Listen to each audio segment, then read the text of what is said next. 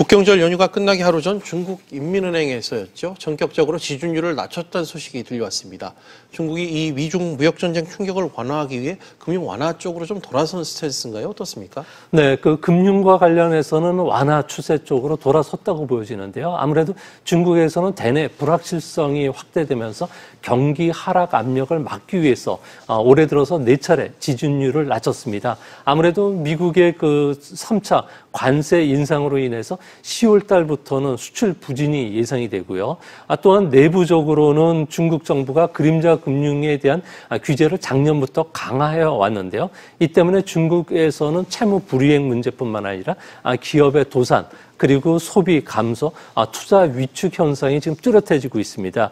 이번 조치로 인해서 시중에는 7,500억 유엔, 우리나라 원화로는 110조 원 정도 돈이 풀리겠지만 구조조정 속에서 경기 수축 국면이 찾아왔고요.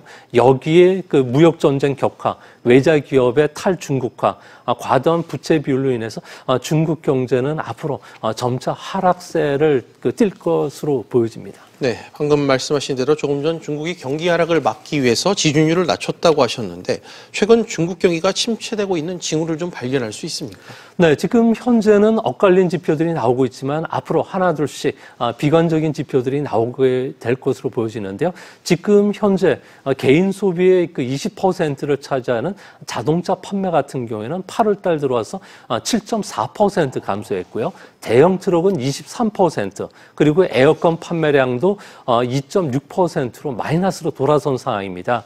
중국에서는 경제 통계 데이터들이 좀 불확실하기 때문에 경기와 관련돼서는 발전량을 참고하는 경우가 많은데요. 현재 8월 발전량은 플러스 7.3%를 기록했지만 발전량의 선행 지표라고 할 수 있는 6대 화력 발전소의 석탄 소비량 같은 경우는 9월 초까지는 마이너스 8.7%까지 급감했기 때문에 앞으로 산업활동 위축에 따른 전력 발전량도 감소하지 않을까 보여집니다. 이뿐만 아니라 중국의 GDP의 24%를 차지하는 부동산 산업의 하락 압력도 무시하지 못할 정도로 보여지는데요.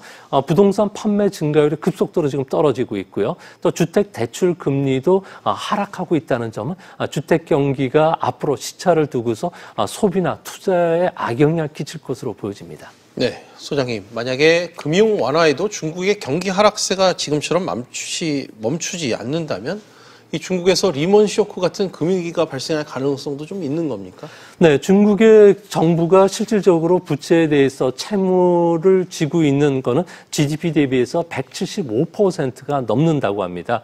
채무 잔액이 GDP 대비해서 매우 높은 수준이기 때문에 금융기관들과 관련해서는 도산은 있겠지만 대부분의 채무는 금융기관이라든지 연기금이 갖고 있기 때문에 리먼 쇼크와 같은 사태로 변경이 되지는 않을 것으로 보여지고요. 앞으로 중국 정부가 채무의 주식화라든지 자산관리공사를 통한 부실채권 정리, 그리고 국제 발행을 통해서 이런 부실채권을 흡수할 것으로 보여집니다. 주택 가격 폭락과 같은 사태들도 일어날 가능성은 낮은 것으로 보여지는데요.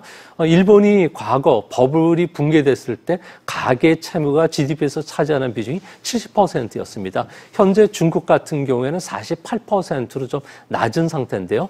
부채가 늘어나는 속도가 너무 빠르다는 점에서는 앞으로 이런 문제들은 계속 불거질 가능성이 있다고 보여집니다.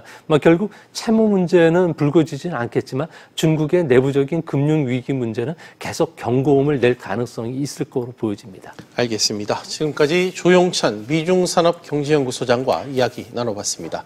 소장님, 오늘 말씀 고맙습니다.